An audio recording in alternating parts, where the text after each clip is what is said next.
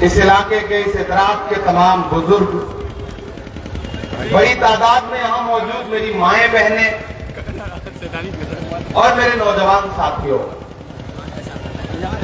मैं रात राजस्थान में था, उससे पहले महाराष्ट्र था, लेकिन डॉक्टर जावेद साहब ने जब आवाज दी, इजहार साहब ने जब आवाज दी, कमरुल हुदा साहब ने जब आवाज दी, तो मुझे लगा कि मुझे हर कीमत पर किशनगंज जाना चाहिए। और रात में तकरीबन 650 किलोमीटर बाई रोड सफर तय करके फिर दिल्ली से फ्लाइट पकड़ के बागडोगरा से फिर हेलीकॉप्टर पकड़ के बहुत परेशान होकर के आपके बीच में पहुंचा हूं। नया पाने की चाहत में पुराना छूट जाता है, नया पाने की चाहत में पुराना छूट जाता है। तुझे अपनाऊं तो मुझसे जमाना रूठ जाता है। मोहब्बत पढ़ने लिखने में बहुत आसान है, लेकिन मोहब्बत को निभाने में पसीना छूट जाता है। आप सबकी दोपहरी में यहाँ बैठे हैं, मैं आपसे 10 मिनट गुफ्तगू करने के लिए आया हूँ।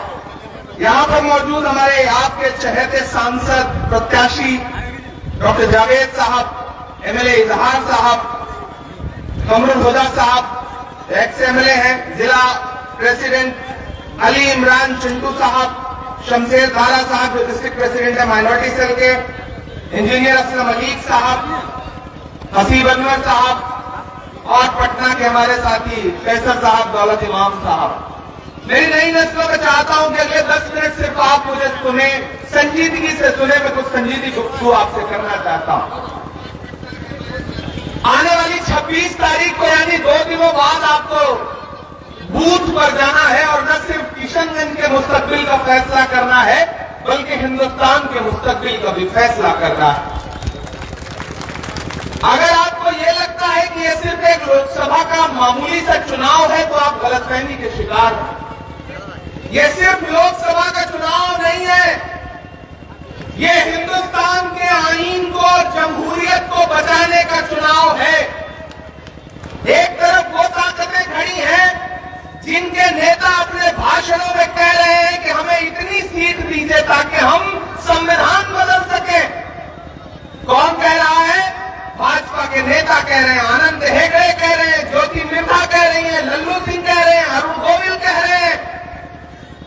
ये सब उनके या तो कैंडिडेट हैं या बड़े नेता हैं। क्या कह रहे हैं? हमें बहुमत दीजिए ताकि हम संविधान बदल सके।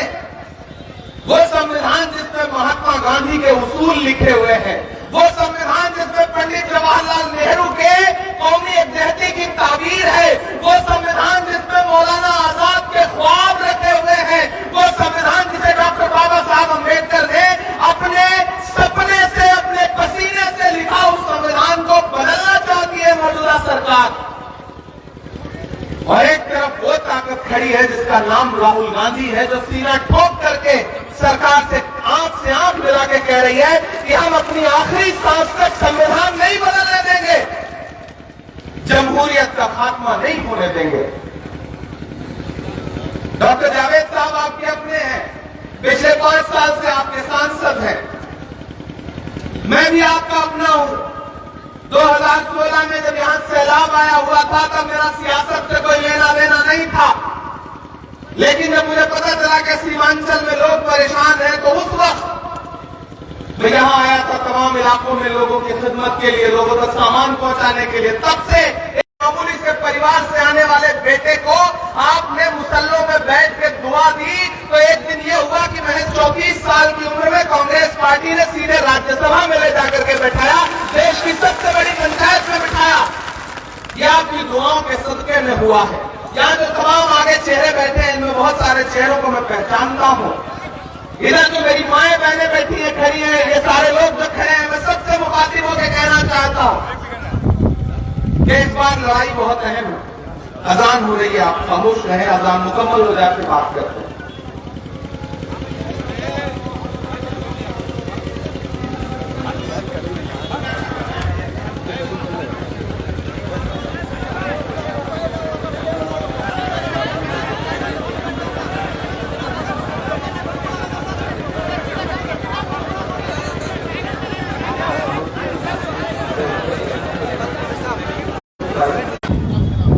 मैंने एक चीज देखी है और जानते हैं वो एक चीज क्या थी कि एक अपने हाथ में एक बैनर पकड़ के जिस पे लिखा हुआ था कि एएमयू का फंड रिलीज करो, गांधी स्टैचू के सामने खड़ा है।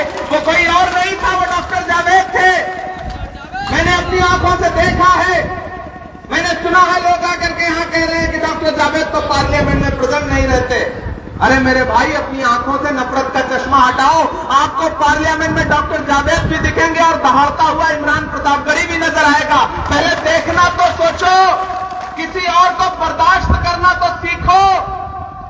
आपसे कोई और आपका ठेका लेकर के जहां जहां कोई मजबूत आपका अपना आपके समाज का नेता है।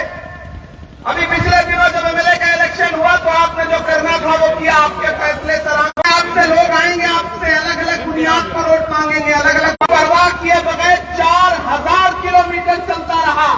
मुझसे मीडिया के साथियों ने कहा कि इमरान साहब राहुल गांधी पैदल चल रहे हैं, भारत जोड़ रहे हैं, भारत जोड़ो नफरत छोड़ो का नारा लगा रहे हैं, आप उनके साथ चल रहे हैं, आप क्या कहेंगे? मैंने कहा मैं तो शायर हूं, मैं राहुल गांधी के साथ चल रहा हूं, मैं देख रहा हूं और मेरे जहन में बस एक शेर याद आ रहा है कि जो हर जालिम से टकराएगी वो आंधी बनाऊंगा, जो हर जालिम से टकराएगी वो आंधी बनाऊंगा। नए अंग्रेज आए हैं, नया गांधी बनाऊंगा। हम साथ चलते रहे। उस आदमी ने अपने पैर के छालों की परवाह नहीं की, बस एक नारा, नफरत छोड़ो भारत जोड़ो। बताओ मुझे किशनगंज वालों कि इस मुल्क में फैली हुई नफरत का सबसे बड़ा शिकार कौन है? हम हैं। आप हो, आप हो, आप हो। कब कौन सी ट्रेन में, कब कौन से चौराहे पर नफरत आपका शिकार कर ले, किसी को उम्मीद भी नहीं है। तो अगर नफरत इस मुल्क से कम होगी तो सबसे ज्यादा सुकून किसको मिलेगा? मुझे बताओ इस बात पे। हमको मिलेगा, आपको मिलेगा ना? तो वो इंसान आपके सुकून के लिए, आपकी खुशहाली के लिए, आपकी बेहतरी के लिए कन्याकुमारी से कश्मीर 4000 किलोमीटर चला या नहीं चला? 4000 किलोमीटर चला। तो आज मैं आपसे ये कहने आया हूं कि आप डॉक्टर जावेद को जब 26 तारीख को ईवीएम का बटन दबा करके वोट देंगे तो सिर्फ डॉक्टर जावेद को नहीं मिलेगा, मोहब्बत के उस मसीहा को भी मिलेगा जिसका नाम राहुल गांधी है। और आपको किशनगंज के लोग हैं, अरे इस बात पर तो ईमान रखते हो ना कि मजदूर का पसीना सूखने से पहले उसकी मजदूरी उसे दे देनी चाहिए। रखते हो या नहीं रखते हो? ईमान रखते हो ना इस बात पर? तो आज मैं यहां खड़ा होकर के आपसे राहुल गांधी की मजदूरी मांगने आया हूं। 4000 किलोमीटर बिना अपने पसीने की, बिना पैर के छालों की परवाह किए बगैर 4000 किलोमीटर चला वो इंसान।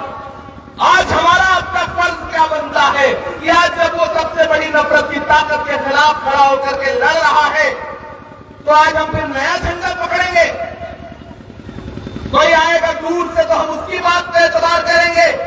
क्या ये आपके अपने नहीं है? क्या इनके नाम के आगे डॉक्टर मोहम्मद जावेद नहीं है? या सिर्फ वो जिसको सर्टिफिकेट देंगे वही माना जाएगा? नहीं, वही नहीं माना जाएगा। आपने बना दिया है जो बनाना था। जो कर्तव्य दिखाना हो जाएं, पटना की असेंबली में दिखाएं कर्तव्य। अब आपने एमएलए बना दिया तो नहीं, अब पार्लियामेंट में भेजो, वहां जाके कर्तव्य दिखाएंगे। पहले यहां तो दिखा लीजिए। इसलिए मैं आपसे कहना चाहता हूं, और मैं कमरुद्दीन साहब खड़े, मैं इनका बहुत एहतराम करता हूं क्योंकि इन्होंने सही समय पर यह फैसला लिया, ये देश को बताया कि भाई इस मुल्क में मोहब्बत चलेगी, इस मुल्क में हिंदू मुस्लिम सिख ईसाई की आपसी मोहब्बत चलेगी, एक दूसरे का बंटवारा नहीं चलेगा। जो राजनीति भाजपा कर रही है वही ये भी कर रहे हैं, तो उनमें और इनमें फर्क क्या है? मेरे भाई, मैं आपसे आखिर में कहना चाहता हूं, ये लड़ाई बहुत बड़ी है और यकीन जानो पिछले 10 दिन में केरल था, उत्तराखंड था, मध्य प्रदेश, महाराष्ट्र था, उत्तर प्रदेश था, फिर महाराष्ट्र था, कल रात में राजस्थान था, आज यहां हूं, इसके बाद पश्चिम बंगाल जाऊंगा। पूरे देश में एक नारा गूंज रहा है कि दक्षिण भारत में भाजपा साफ और उत्तर भारत में भाजपा हाफ। ये लोग प्रधानमंत्री जी अपने भाषणों में बता रहे हैं कि हमें तो इतनी सीट आ रही है, झूठे हैं।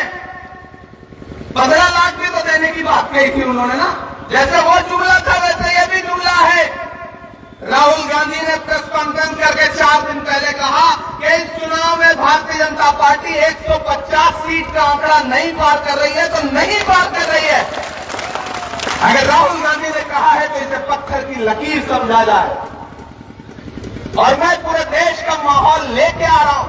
मैं रात बाड़मेर, राजस्थान, जैसलमेर में था, बिल्कुल आखिरी बॉर्डर पे, वहां से 9-10 किलोमीटर पे बॉर्डर है। मैं वहां की हवा बता रहा हूं कि कम से कम 50,000 आदमी उस सभा में मौजूद था। और क्या जोश, क्या जज्बा है। चारों तरफ बस एक बात आवाम कह रही है कि 10 साल में बहुत झेल लिया, बहुत मौके दे दिए, अब राहुल गांधी को मौका देंगे, अब कांग्रेस पार्टी को मौका देंगे, इंडिया गठबंधन को मौका देंगे। तो आज मैं यहां दामनबाड़ी में खड़ा होकर कह रहा हूं मेरे भाई कि आपका वोट सिर्फ डॉक्टर जावेद को नहीं मिलेगा, आपका एक एक वोट राहुल गांधी को मिलेगा, मल्लिकार्जुन खड़गे को मिलेगा, लालू प्रसाद यादव को मिलेगा, तेजस्वी यादव को मिलेगा, प्रियंका गांधी को मिलेगा, सोनिया गांधी जी को मिलेगा। आपका एक एक वोट हेमंत सोरेन की रिहाई में मददगार साबित होगा, आपका एक एक वोट अरविंद केजरीवाल की रिहाई में मददगार साबित होगा। और दामनबाड़ी वालों, कोटिया वालों, आपका एक एक वोट आपके इस बेटे इमरान प्रतापगढ़ी के ऊपर पर्सनल एहसान भी होगा। इसलिए भी मैं आपके बीच में आया। आप डॉक्टर जावेद साहब को फिर भेजिए। पार्लियामेंट सरकार बनने जा रही है। एक तरफ लोकसभा में ये खड़े होकर के एमयू के मुद्दे पर लड़ेंगे, दूसरी तरफ राज्यसभा में मैं खड़ा होकर के एमयू किशनगंज के मुद्दे पर लड़ूंगा। ये वादा कर रहा हूं आपसे। और सिर्फ लड़ूंगा नहीं, देखिए तकरीरें करना एक अलग बात है। आपको खुश करने के लिए सारे मेंबर वो ख्वाबों के महल तामीर करते हैं, इलाजे गम नहीं करते, फकत तकरीर करते हैं। हम सिर्फ तकरीरें नहीं करेंगे, हम जानते हैं कि सरकार के होने का मतलब क्या होता है। हम एक एमपी चुनने और हराने के खेल से आगे बढ़ करके सरकार बनाने और बिगाड़ने के खेल में लगे हुए हैं। उसमें हमारा साथ दो, क्योंकि कोई कितना भी पार्लियामेंट में अगर सरकार नहीं चाहेगी, सरकार अपने मिजाज की नहीं होगी, तो कांग्रेस पार्टी ने, यूपीए ने दिया था किशनगंज का सेंटर। 10 साल हो गए। जब भी सरकार के सामने जाके दामन फैलाओ तो हंस के मुंह फेर लेती है सरकार, क्योंकि वो आपको पढ़ता लिखता नहीं देखना चाहती। मेरे भाई, ये जो सरकार नए नए कानून लेकर के आ रही है, अगर ये कानून भी चाहते हो कि रुके, तो कैसे रुकेंगे? 1 एमपी से रुक जाएंगे, 2 एमपी से रुक जाएंगे, 3 एमपी से रुक जाएंगे? नहीं। तब रुकेंगे सरकार बदलेगी, तब रुकेंगे जब राज्यसभा में भी बहुमत होगा, तब रुकेंगे जब दिल्ली की गद्दी पे इंडिया अलायंस का प्रधानमंत्री बैठा होगा, तब इस तरह के मसले पेश ही नहीं आएंगे। इसलिए अपने दिमाग को खोलिए, अपनी आंखों के पर्दे हटाइए, अपने दिलों में जो थोड़ी बहुत इधर उधर की कोई खटास हो उसको किनारे करिए, क्योंकि जब मकसद बड़ा होता है तो छोटी छोटी चीजें नजरअंदाज की जाती है या नहीं की जाती? छोटी छोटी चीजें नजरअंदाज की जाती। ये सड़क नाली का इलेक्शन नहीं है, ये हिंदुस्तान का कानून बनाने का इलेक्शन है, आईन का इलेक्शन है, जमहूरियत का इलेक्शन है। ये सरपंच और मुखिया का इलेक्शन नहीं है। इस बात को अपने जहन में बिठा लीजिए। मेरे भाई, आप बेहद तपकी दोपहरी में बैठे हैं। मैं सिर्फ भाषण सुनाऊंगा तो आप कहेंगे कि देखो, जब से सांसद हो गया तब से शायरी वायरी नहीं सुनाता है, खाली भाषण सुना के चला जाता है। ऐसा नहीं करूंगा, मैं आपको शायरी भी सुनाऊंगा, लेकिन थोड़ी संजीदा गुफ्तगू करनी थी इसलिए कर रहा हूं आपसे। मेरी माएं बहनें यहां इकट्ठा है, नौजवान साथी इकट्ठा है। मैं जिस तरह से डॉक्टर जावेद साहब सेंट्रल इलेक्शन कमेटी के सदस्य हैं कांग्रेस पार्टी के, वैसे ही इस बार पार्टी ने मेरे कंधों पे एक बहुत बड़ी जिम्मेदारी कि मुझे मैनिफेस्टो कमेटी का मेंबर बनाया, घोषणा पत्र का मेंबर बनाया। महज 36 साल की उम्र में पार्टी ने मुझे एक जिम्मेदारी दी कि जिस घोषणा पत्र को पी चिदंबरम, शशि थरूर, जयराम रमेश जैसे लोग बनाएंगे, उसमें आप भी अपना सुझाव देने के लिए उसके मेंबर बनिए। हमने पूरे देश में लोगों से जाकर सुझाव मांगे, उसके बाद मैनिफेस्टो बना जिसका नाम रखा गया है न्याय पत्र। कांग्रेस का मैनिफेस्टो है, अब उस मैनिफेस्टो में तो लिखा है वो सुनो, जिसकी वजह से नरेंद्र मोदी जी बहुत परेशान है। मैनिफेस्टो को कोस रहे हैं अपने हर भाषण में। जानते हैं उस मैनिफेस्टो में क्या लिखा? उस मैनिफेस्टो में लिखा है कि जैसे ही हमारी सरकार बनेगी, हम एक बार में 30 लाख नौकरियां नौजवानों को देंगे। ये कांग्रेस पार्टी के घोषणा पत्र में लिखा। और लिखा है कि वो 25 साल तक के नौजवान जो डिप्लोमा लेके घूम रहे हैं, उनके पास बेचारों के नौकरी नहीं है। हम ही आप तो उसका शिकार है ना, पढ़ लिख के भी नौकरी नहीं मिल रही है। तो कांग्रेस पार्टी कह रही है कि ऐसे नौजवानों को 1 लाख रुपए का बेरोजगारी भत्ता दिया जाएगा सरकार बनते ही। और तो और जो सबसे जरूरी एक बात लिखी हुई है उसमें, जो वादा है कांग्रेस पार्टी का, मल्लिकार्जुन खड़गे जी का, सोनिया जी का, राहुल जी का, माए बहने सुनिए आप लोग। कांग्रेस पार्टी कह रही है कि जैसे ही हमारी सरकार बनेगी, हर गरीब औरत के खाते में, जो परिवार की गरीब औरत होगी उसके खाते में तुरंत 1 लाख रुपए डायरेक्ट अकाउंट में दिया जाएगा। हर परिवार से एक औरत जो उस परिवार की मुखिया होगी, 1 लाख रुपए अकाउंट में डायरेक्ट। कितनी बड़ी बात कह रही है कांग्रेस पार्टी। कांग्रेस पार्टी ये नहीं कह रही है कि औरत हिंदू हो, मुसलमान हो, सिख हो, ईसाई हो। वो कह रही है कि वो भारत की नागरिक हो, परिवार की मुखिया हो, गरीब हो, 1 लाख रुपए उसके अकाउंट में डायरेक्ट दिया जाएगा। एक तरफ वही हिंदू मुस्लिम की राजनीति, एक तरफ उनकी वही तकरीरें जिसमें नफरत की बातें, और एक तरफ राहुल गांधी की मोहब्बत की दुकान, जिसका नारा है कि हम नफरत के बाजार में मोहब्बत की दुकान खोल रहे हैं।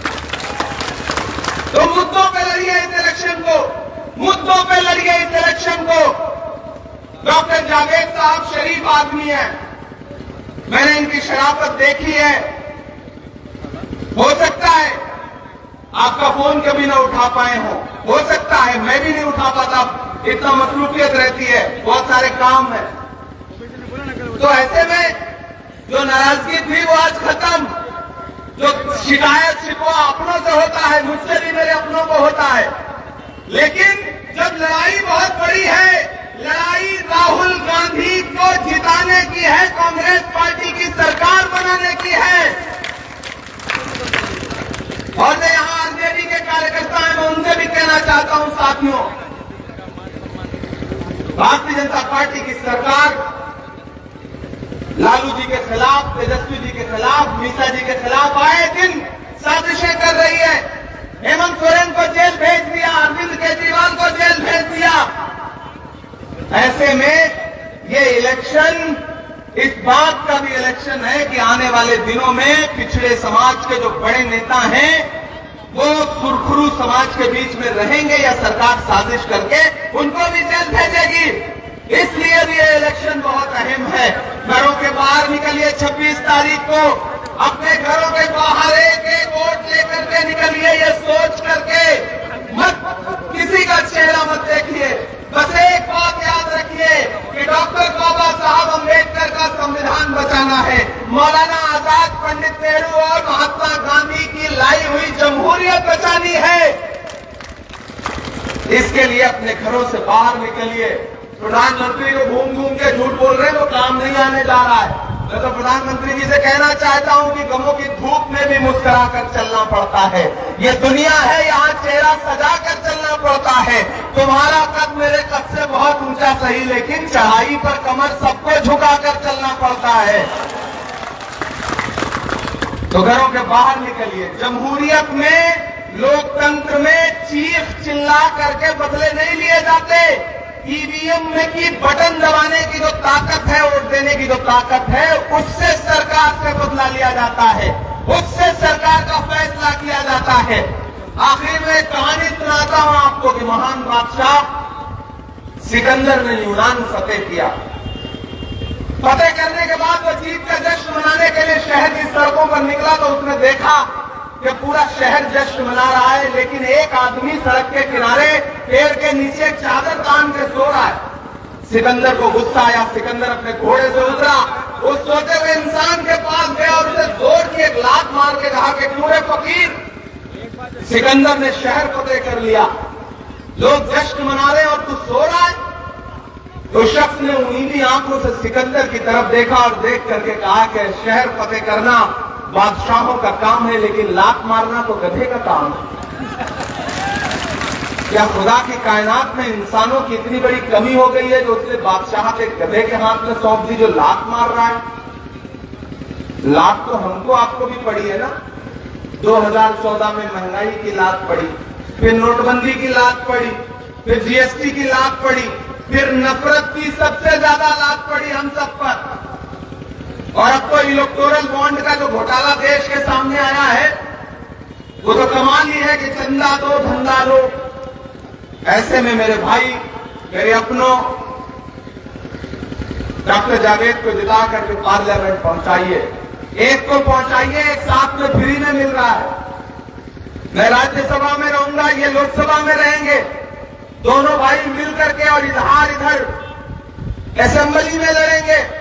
ये पटना में घेरेंगे, हम लोग दिल्ली में घेरेंगे। मिलजुल करके आपके लिए लड़ेंगे। मैं पिछली बार आया था इधर भाई के लिए, आपने इन्हें जिताया था।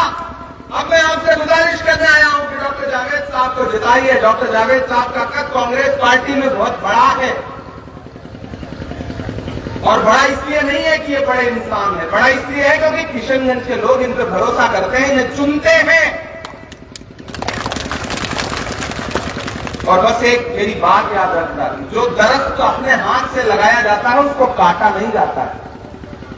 तो इस दरख्त को लगा करके पानी दे करके आपने इस लायक बनाया कि अब ये फल देने लायक हुए हैं। तो कहीं दूर से आए हुए किसी इंसान के बहकावे में, किसी साजिश में आकर के अपने हाथ से लगाए हुए अपने दरख्तों को काट दोगे तो आने वाले दिनों में साए को तरस जाओगे। इस बात को संजीदगी से दिल में बिठा लेना, क्योंकि ये इलेक्शन वाकई बहुत अहम इलेक्शन है। भाजपा गरीबी नहीं खत्म करना चाहती, बेरोजगारी नहीं खत्म करना चाहती, देश में नफरत का माहौल नहीं बदलना चाहती, संविधान बदलना चाहती है। क्यों बदलना चाहती है? ताकि आरक्षण खत्म किया जा सके, ताकि आपके हुकूक खत्म किए जा सके। इसलिए कुछ भी सोचना बंद करिए। ये इलेक्शन लोकल मुद्दों का इलेक्शन नहीं है, ये इलेक्शन नाली सड़क खरीदने का इलेक्शन नहीं है। ये इलेक्शन सिर्फ एक मकसद का है कि एक तरफ नफरत छोड़ो भारत जोड़ो का नारा लगाने वाला खड़ा है और एक तरफ वो प्रधानमंत्री जी खड़े हैं जिनके भाषण सुन लीजिए तो आपको लगेगा कि प्रधानमंत्री जैसे पद पर बैठा हुआ इंसान ऐसी बातें कैसे कर सकता है। तो पार्लियामेंट में कभी कभी भावुक भी हो जाते हैं। अदाकार बहुत कमाल के हो, क्या एक्टिंग करते हैं साहब मोदी जी। अमिताभ बच्चन फेल है उनके आगे। एक दिन वो पार्लियामेंट में जब भावुक हुए तो मुझसे मीडिया के साथी ने कहा कि इमरान साहब आज तो प्रधानमंत्री जी बिल्कुल रुआसे हो गए थे रोहित वेमुला के मुद्दे पर, आप क्या कहेंगे? तो मैंने कहा भाई मैं तो शायर हूं, मुझे तो एक शेर याद आया है कि वो अब तिजारती पहलू निकाल लेता है, मैं कुछ कहूं तो तराजू निकाल लेता है, मैं इसलिए भी तेरे फन की कदर करता हूं तो झूठ बोल के आंसू निकाल लेता है। तो वो कलाकार आदमी तो है, लेकिन 10 साल बहुत एक्टिंग खेल लिया देश ने भाई। अब मुक्ति दीजिए, अब ले आइए। ये कहां सोया है चौकीदार, कहां सोया है चौकीदार, गैस सिलेंडर की कीमत भी 1000 के पार, कहां सोया है चौकीदार, कहां सोया है चौकीदार। ये चाय बेचने वाला पूरा भारत बेच रहा है। बेच रहा है कि नहीं बेच रहा है? बेच रहा है कि नहीं बेच रहा है? मैं बताता हूं क्या क्या बेच रहा है। ये चाय बेचने वाला पूरा भारत बेच रहा है, इसी काम में हासिल उसे महारत बेच रहा है। ये रेल बिक गई, तेल बिक गया, बिका हवाई अड्डा। अगली लाइन पे तैयार रहना, इधर जो बाईं तरफ खड़े हैं, जो इधर सामने लोग, सब कुछ बिकता। पटिया वालों, किशनगंज वालों, आप मुझे बतौर शायर जानते पहचानते हैं। पिछले 2 साल से जब से देश की पार्लियामेंट में पहुंचा हूं, मेरा खुदा गवाह है कि कि मैं आपके किसी मुद्दे पर भी एक लम्हे के लिए चुप नहीं हुआ हूं, चाहे सड़क पे लड़ना पड़े या संसद में लड़ना पड़े। जब मैं पार्लियामेंट पहुंचा तो जो मैंने पहली तकरीर की उसमें नजीब की मां के आंसुओं का जिक्र किया। जो मैंने पहली तकरीर की उसमें Aligarh university, Jamia university, Allahabad university के बच्चों का जिक्र किया। जब मैंने उसके बाद तकरीर की तो मणिपुर की बेटियों के लिए आवाज उठाई। जब उसके बाद में बोला तो महंगाई के खिलाफ बोला, सुनहरी बात मस्जिद के लिए बोला। मुसलसल बोल रहा हूं क्योंकि मैं इसलिए जिंदा हूं कि मैं बोल रहा हूं। दुनिया किसी गूंगे की कहानी नहीं लिखती। और आज आपके बीच में दामन फैलाने इसलिए आया हूं कि डॉक्टर जावेद साहब को जिता के भेजिए। यकीन जानिए कि दिल्ली में इंडिया अलायंस की सरकार बनने जा रही है। अपना एक भी वोट इधर उधर तकसीम करोगे तो हो सकता है कि इस सीट पर एक तीर आपके कलेजे में नरेंद्र मोदी को ताकत देगा। ऐसे में सबसे साफ सुथरा चुनाव के साथ साथ इमरान प्रतापगढ़ी को भी मिलेगा, याद रखिएगा राहुल गांधी को भी मिलेगा। मेरे भाई इन्हीं रास्तों से राहुल गांधी चल करके गए थे। 4 जून को जब रिजल्ट आए तो उनकी नजरें यहां पर रहेंगी। किशनगंज जीतना जरूरी है। किसी और को वोट दोगे तो हो सकता है कि सिर्फ एमपी चुनने के लिए वोट दो, कांग्रेस को वोट दोगे तो हिंदुस्तान की सरकार चुनने के लिए वोट दोगे। ये बात याद रखना। बहुत शुक्रिया, बहुत मोहब्बत है। डॉक्टर जावेद को जिताइए। 4 जून के बाद दुआ करिए कि सरकार बने तो हम लोग किसी और रोल में आपके बीच में आएंगे। बताओ शायद सुनानी पड़ेगी, मैं सबको जान ही देना बाकी आपके लिए, बाकी सब कुछ तो बोल चुका हूं। लेकिन आप इतने प्यारे लोग हैं कि आपके लिए जब भी जरूरत पड़ेगी तो इंशाल्लाह जान देने से भी पीछे नहीं हटेंगे। आपके मुद्दों पर लड़ते रहेंगे। पानी क्यों पानी ले रहे हैं? हम तो सरकार को पानी पिलाने वाले आदमी हैं, खुद पीने वाले आदमी थोड़ी हैं। बस इतना ख्याल रखिएगा। देखिए आपसे एक शिकायत भी है। आप सुबह जब चाय की दुकान पर बैठते हो ना तो 2 मिनट में पटना की सरकार बदलते हो और 2 मिनट में दिल्ली की। शाम को सब भूल जाते हो। अगले दिन सुबह जब वोट देने जाना होता है तो आपको लगता है कि डॉक्टर जावेद तो जीत ही रहे हैं, मेरे वोट से क्या हो जाएगा, लाइन बहुत लंबी होगी, धूप होगी। नहीं, फिर मेरे सर पे कड़ी धूप की बौछार गिरी। मैं जहां जाकर रुका था वहीं दीवार गिरी। लोग किस्तों में मुझे कत्ल करेंगे, शायद सबसे पहले मेरी आवाज पे तलवार गिरी। आज आवाजें बंद करने की साजिशें हैं। आने वाले दिनों में और न जाने क्या क्या बंद किया जाएगा। ऐसे में बहुत हो चुका, अब बदलिए। उठाइए कांग्रेस पार्टी का झंडा, उठाइए आरजेडी का झंडा। जाइए अपने दोस्तों को, रिश्तेदारों को, घर वालों को समझाइए। और ये जो इधर हमारी अम्मा, बहनें, माई, अम्मी, दादी सब खड़ी हैं, आपसे खास तौर से एक बात कि अगर आपने तय कर लिया तो घर का एक वोट भी इधर उधर नहीं जा सकता। अगर वो किसी और का झंडा पकड़ के घूम रहे हो ना तो उनको आज रात में धमकी दे देना कि अगर 26 तारीख को वोट नहीं दिए तो कम से कम 1 हफ्ता घर पे खाना नहीं मिलेगा। ये समझा देना उनको, क्योंकि 1 लाख रुपया किसके अकाउंट में आएगा? आपके अकाउंट में आएगा। तीर पे, इधर पे, उधर पे, मांझा पे, पतंग पे वोट देने से 1 लाख रुपया अकाउंट में नहीं आएगा। लेकिन हाथ के पंजे पे वोट देंगी आप तो हर गरीब परिवार की जो जिम्मेदार महिला है उनके अकाउंट में 1 लाख रुपए डायरेक्ट आएगा। तो डायरेक्ट आपका फायदा है। तो अगर घर वाले इधर उधर, साहब, शौहर, बच्चे इधर उधर कोई झंडा पकड़े घूम रहे हो तो आज शाम को उनको समझा दीजिएगा कि नहीं, 26 तारीख को डॉक्टर जावेद को वोट देना है, राहुल गांधी को वोट देना है, इमरान प्रतापगढ़ी को वोट देना है।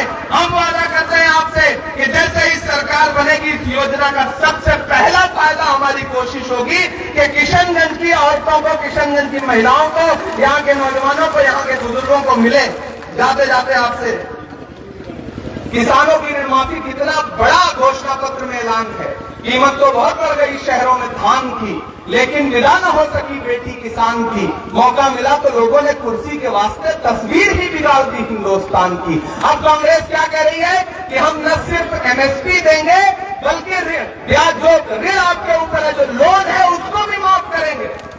और राहुल गांधी वादा कर रहे हैं, नरेंद्र मोदी जी नहीं कर रहे, इसलिए जुमला ना समझिएगा उसको। कौन कर रहा है? राजीव का बेटा वादा कर रहा है। कौन कर रहा है? इंदिरा का पोता वादा कर रहा है। कौन कर रहा है? राहुल गांधी वादा कर रहा आपका वादा झूठा नहीं होता है, सच्चा वादा होता है। इसलिए राहुल गांधी को वोट दीजिए, घरों से बाहर निकलिए। इंशाल्लाह मैं फिर आपके बीच में आऊंगा 4 जून के बाद आपका शुक्रिया अदा करने के लिए। अभी 2 सभाओं के लिए जाना है, हेलीकॉप्टर तैयार है, आप दुआ तय करके भेजिए, जाऊं वहां भी मुखातिब हूं। मैं डॉक्टर जावेद को अपने साथ हेलीकॉप्टर में ले जा रहा हूं अगली सभा के लिए। इसलिए आज से इस इलेक्शन को खुद लड़िए। इलेक्शन का मतलब सिर्फ वोट देना नहीं होता है, इलेक्शन का मतलब सपोर्ट देना भी होता है। तो डॉक्टर जावेद को सपोर्ट दीजिए, गिले शिकवे भुलाइए, मलाल खत्म करिए। किशनगंज वालों, अपना एमपी डॉक्टर जावेद को चुनिए, डॉक्टर जावेद चुने जाएंगे। आप किशनगंज चुन के दीजिए, हम दिल्ली में सरकार बना के देंगे, ये वादा कर रहे हैं आप। बहुत बहुत शुक्रिया इमरान साहब। जैसा कि उन्होंने बताया कि अगला सभा हमारा जाने का है, डगरुआ में है, तो इजाजत चाहूंगा और बाकी आपके हाथ में है। जय हिंद। उसी में बाइट कर दीजिए। बहुत बहुत शुक्रिया आपने यहाँ मौजूद हुआ और इंशाअल्लाह हमारी जीत होगी, हमारी सरकार की जीत होगी। इमरान भाई क्या कहेंगे, केंद्र सरकार लगातार देखिए पूरे देश में बहुत शानदार माहौल है। मैं केरल से, उत्तराखंड से, महाराष्ट्र से, उत्तर प्रदेश से और रात में राजस्थान से प्रचार करके आ रहा हूँ। पूरे देश में मीडिया में भले नरेंद्र मोदी जी जीत रहे हो, लेकिन ग्राउंड पर इंडिया अलायंस जीत रहा है, जमीन पर राहुल गांधी जीत रहे हैं, मल्लिकार्जुन खड़गे जी जीत रहे हैं, लालू यादव जीत रहे हैं, हेमंत सोरेन जीत रहे हैं। बहुत शानदार माहौल है, इंडिया गठबंधन की सरकार बनने जा रही है। ओबीसी को लेकर क्या कहेंगे? लगातार एआईएम यहाँ पे कैंप किए हुए हैं ओबीसी साहब और कह रहे हैं शेर आया, शेर आया, क्या कहेंगे? शेर बूढ़ा हो चुका है, मैं जवान शेर हूँ।